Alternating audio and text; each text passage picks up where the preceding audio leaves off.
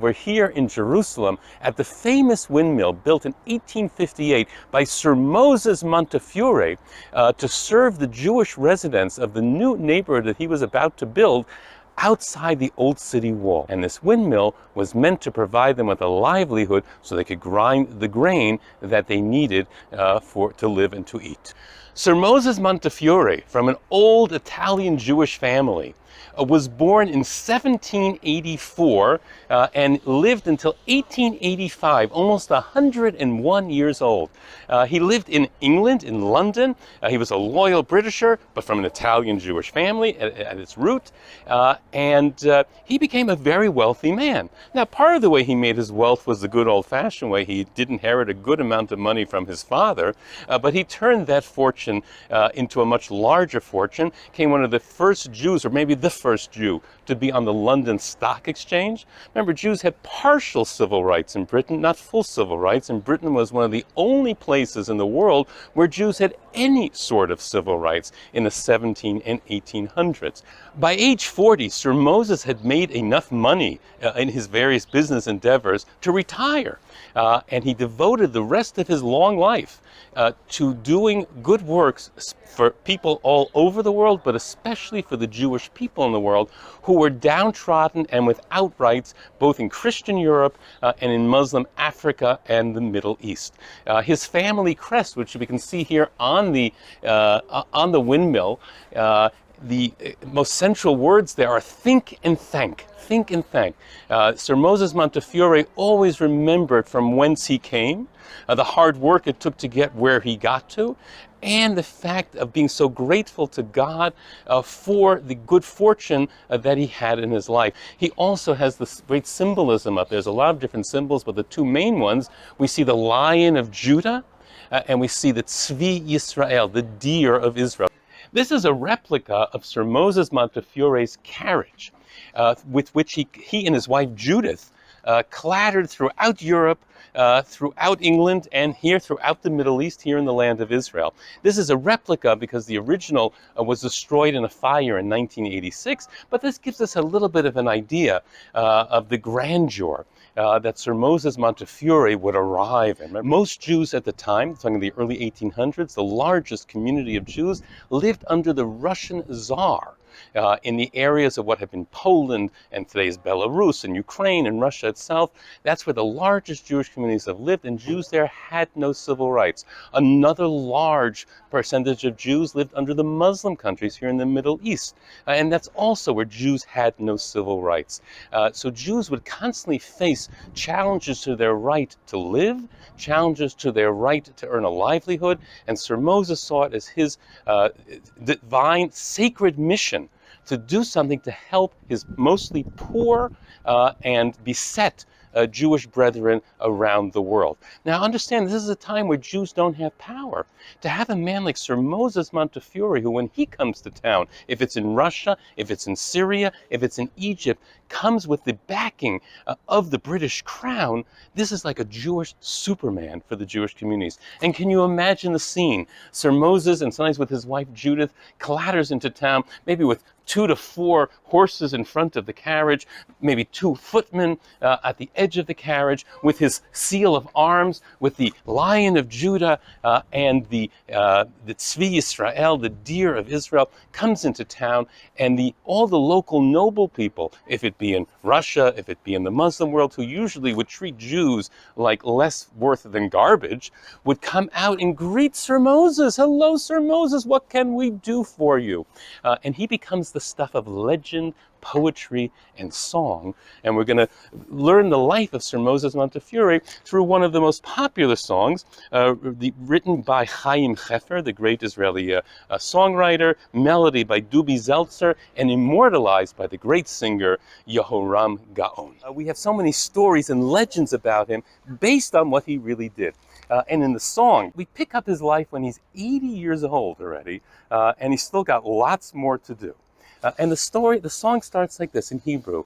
Ukeshehaya hasar Montefiore ben shmonim, az ba'u hamelachim, az ba'u leveito hamalachim halevanim, amdu al mitato v'chach amru elav, hakadosh baruch hu, Rotze otcha elav. It tells us that when Sir Moses was 80 years old, the angels came and said, listen, Sir Moses, it's time. You've lived for 80 years. You've done a lot of great things, but God himself is asking. He says, time for Sir Moses to end his earthly career and join us up here. And the song continues. What does Sir Moses say? In Hebrew, V'chachanahasar Montefiore bidiyuk. And this is exactly what Sir Moses said. He said, gentlemen, excuse me, I'm really much too busy. I don't have time for this nonsense. There's a pogrom in Russia. And if I don't go to Russia to stop the pogrom, who will? And Sir Moses, by pressing the right buttons and using his funds the right way and his influence, is able to end a few of the pogroms that take place in Russia in the late 1800s. The song skips 10 years, and now we meet Sir Moses when he's 90 years old. And again in the Hebrew, Ukeshet Tour Montefiore ben Tishim, Amru lo ta'aleh, ki sham limala mivakshim, sha'al otam asar, tagidu ech uchal, ech alilat hadam b'damesek tivutal. So when he's 90 years old, the angels come back and say, okay, at 80 you were too busy. You were dealing with the pogroms and the persecution of the Jews of Russia and of Europe. Now you're 90, it's time. He says, oh, excuse me. He says, I really have no time for this. There's a blood libel in Damascus. Now, what's the blood libel? Blood libels, unfortunately, have been thrown at the Jewish people over the centuries, where Jews are accused of ritual murder as part of their practices and rituals. So there's a very famous case of a blood libel in the Christian community of Damascus against the Jews of Damascus, and the Jewish lives there are being threatened. Tens of thousands of Jews are killed in riots all over the world because of these false accusations of the blood libel. And indeed, Sir Moses Montefiore, in his carriage with his horsemen, with his horses, goes to Damascus, figures out how to pay off the right person, and the blood libel, horrible false accusation of the blood libel is removed and is no longer a threat to the Jews of Damascus. In the next chapter of the song about Sir Moses Montefiore's life, we meet Sir Moses when he's 100 years old. And unlike the first two times when he was 80 and 90, now he's ready to go. He says, you know, I've been working for the Jewish people for decades now. It's exhausting. I spend so much money, but there's always more to do. And he says to the angels, take me, I'm ready to go. But then the Jewish people come to him and say, in Hebrew, Amrulo, kivodo rak yavo veyistakel, tzarich livnot od cheder lekever shel Rachel, ulahagbiya et hakotel hamaravi, nenevei Sha'ananim Yehudim yesh lehavi, umi im lo ata yamori yalevavi. You know, all the things that Sir Moses did for Jews around the world, the Jews of Russia, the Jews of Damascus, would have probably gotten him a small mention, maybe in Encyclopedia Judaica, major Jewish philanthropist of the early 19th century, and you know, he would have been certainly a man worth remembering. But what he did here in Jerusalem changes the history of the Jewish people, changes the history of the world. Until Sir Moses' time, when you said Jerusalem, you only meant the walled city, the old walled city, less than a mile square. The Jewish community of Jerusalem, the old city, what we call today the old city, then that was all of Jerusalem, would live off the tzedakah, the charity money that was sent by Jewish communities from around the world. Sir Moses wanted to change that. And he will build the first neighborhood outside the old city walls here. You have to imagine, today we look around, we're surrounded by parkland and houses and neighborhoods. Jerusalem's a thriving city of almost 900,000 people.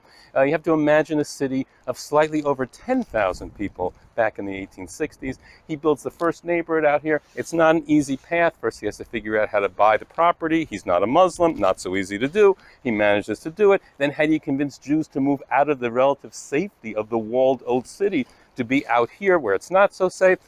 Long story, which we're not going to go into. You have to come to Israel to visit. We'll go into the whole story. You'll get all the details, but it succeeds. And because this neighborhood succeeds, the other neighborhoods that are built afterwards succeed in the 1870s, 1880s, 1890s, early 1900s. Jerusalem that we know today begins to take shape. So the song about Sir Moses Montefiore's life ends, the final verse, when he's 101 years old. And it's a very dramatic moment. In Hebrew, כשהיה השר בן 100 שנה, נשקו מלאכים בנשיקה האחרונה, וכך את העיניים עצמו בבקשו, רק אבן ירושלמית מתחת לראשו, עטוף טלית של משי ונח בתוך ארון, גמר השר משה את מסעו האחרון, אך יש עוד אנשים המוכנים להישבע, שלפעמים בלילה, כשחושך בסביבה, ראו את מונטפיורי על יד המרכבה. There are those who swear that late at night, even though Sir Moses Montefiore is buried in England at his estate, with a Jerusalem stone behind his head, wrapped in his talit, but there are those who swear that late at night here, you can see Sir Moses still here by his carriage, looking out at Jerusalem. Sir Moses and Judith had no children of their own. Jerusalem became their child. And if we have a modern Jerusalem today, it's because of the vision and determination of Sir Moses and Judith Montefiore.